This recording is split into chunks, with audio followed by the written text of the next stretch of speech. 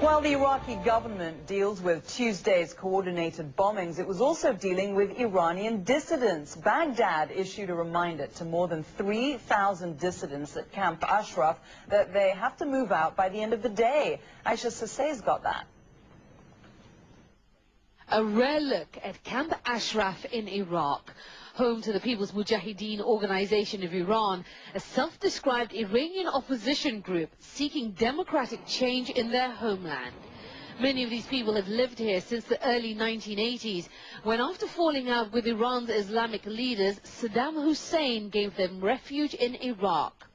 Up until January of this year, the camp was being protected by American troops, even though the People's Mujahideen Organization of Iran is considered a terrorist group by the US.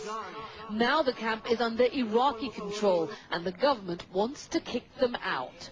Iraqi officials invited local and foreign media here to witness the relocation of the residents to another site in Iraq, but their security forces were determined to remain firmly in control the whole time. For the camp residents like Musa Ansuri, the presence of the media was an opportunity to directly speak to the world. No, I'm not going to leave. This is my home. I've got every right of myself. This is my right to stay here.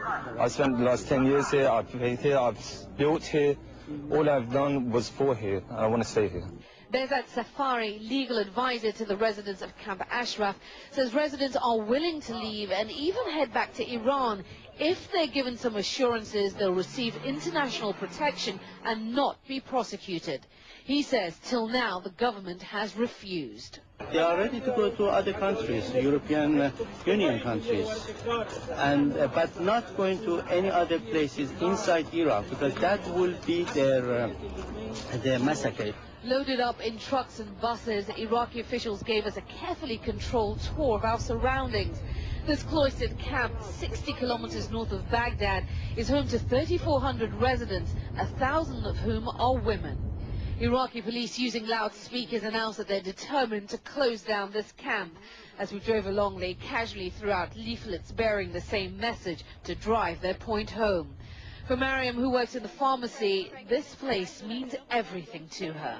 Ashraf is like my home. I have been here from my childhood. I was here till I was 8 years, and I lived here when I was 8 to Sweden, and I come back again when I was 17, 18 years old.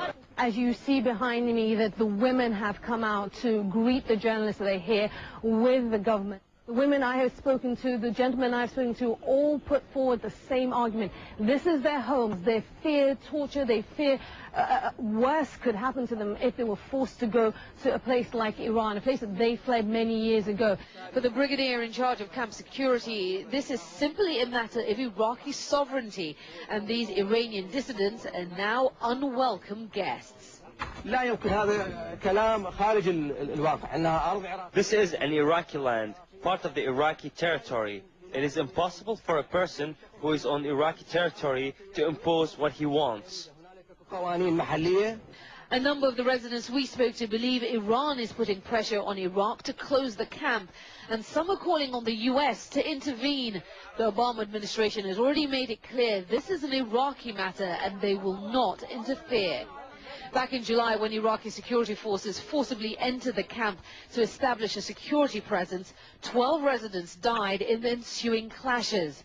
While the media were at Ashraf, there were no forced evictions, and the government buses provided to move these camp residents to their new location stood empty. But with neither side seemingly willing to wave a white flag, the situation may not remain peaceful for much longer. Aisha Sasay, CNN, Baghdad, Iraq.